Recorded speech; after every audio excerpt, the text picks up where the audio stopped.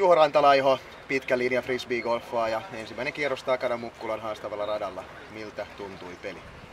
Täytyy sanoa, että peli tuntui ihan hyvältä. Alkaa olla uomissaan tällainen loppukautta kohden.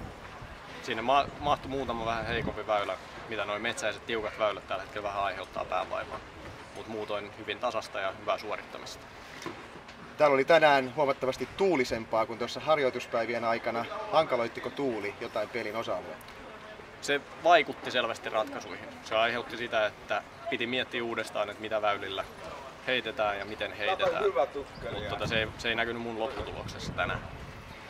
Kuinka tyytyväinen sä oot tähän sun lopputulokseen, kierrostulokseen 59-2 alle paarin?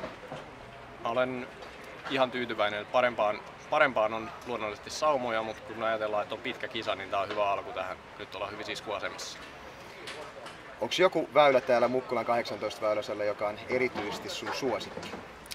Täällä on useampi erittäin hyvä väylä.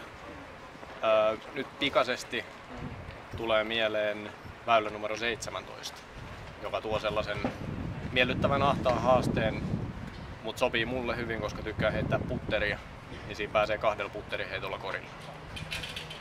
Onnea menestystä tämän vuoden SM-kilpailuun. Kiitos paljon.